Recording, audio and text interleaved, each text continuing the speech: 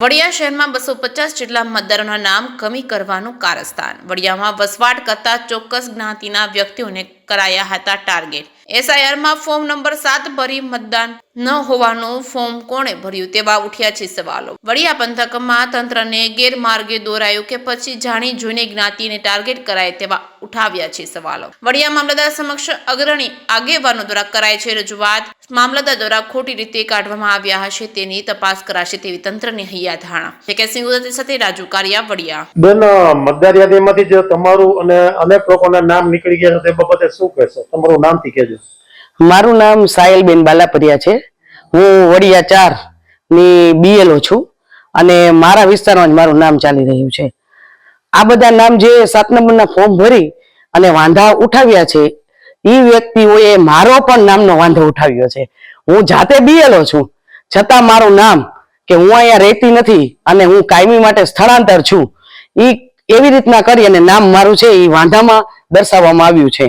આ ઉપરાંત મારી બેન છે સબાનાબેન બાલાપરિયા જે કુકાઓ તાલુકાની અંદર પ્રાથમિક શિક્ષક તરીકે ફરજ બજાવે છે એનો પણ વાંધો ઉઠાવ્યો છે। મારી બેન યાસ્મીન બાલાપરિયા તાલુકા પંચાયતમાં છે એનો પણ વાંધો ઉઠાવ્યો છે। મારા ફાધર 75 વર્ષના છે જે જીએબીમાં 58 વર્ષ જોબ કરીને નિવૃત્ત થયેલા છે છતાં પણ એનો વાંધો ઉઠાવેલો છે। મારા ભાભી પણ કાનૂની સમિતિમાં છે નીલોફરબેન બાલાપરિયા એમનો પણ વાંધો છે। ટૂંકમાં કહેવાનો અર્થ એવો છે કે અમે બાલાપરિયા કુટુંબ જે છે 42 સભ્યોની 42 સભ્યોના નામ એમાં છે।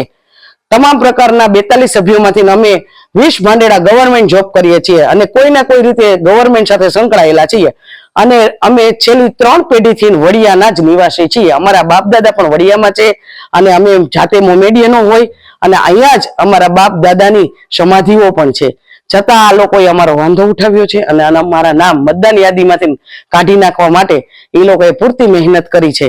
તો મારી સરકારશ્રીને એક સરસ મજાની વિનંતી છે કે આ જે કોઈ વ્યક્તિઓ છે એમની ઉપર કાયદેસરની કાર્યવાહી કરવામાં આવે।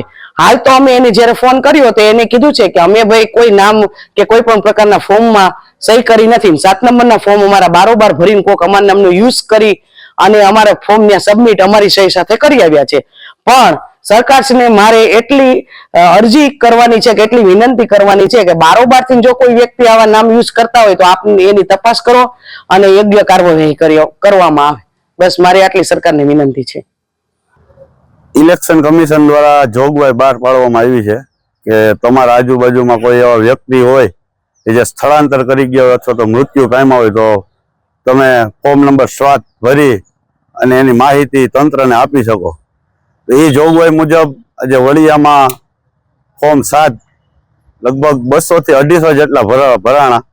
એમાં એક સ્પેશિયલ એક કોમને ટાર્ગેટ કરવામાં આવી અને મુસ્લિમ કોમને ટાર્ગેટ કરવામાં આવી અને ઝાઝા ભાગના મોટા ભાગના મુસ્લિમ કોમના જ ફોર્મ નંબર 7 ભરાણા જેની સમજણ માટે આજે અમે રૂબરૂ મામલતદાર સાહેબને મળવા આવેલા હતા અને વડિયા મામલતદાર સાહેબે અમને સમજણ આપી અને આમાં એક વિશેષતા એ જોવા મળી કે જે આ તંત્રની કામગીરી કરે છે બીએલઓ તરીકે એ બીએલઓના જ નામ આમાં રદ કરવા માટે અરજી કરવામાં આવી છે। સરકારી કર્મચારીના નામ રદ કરવા માટે અરજી કરવામાં આવી છે।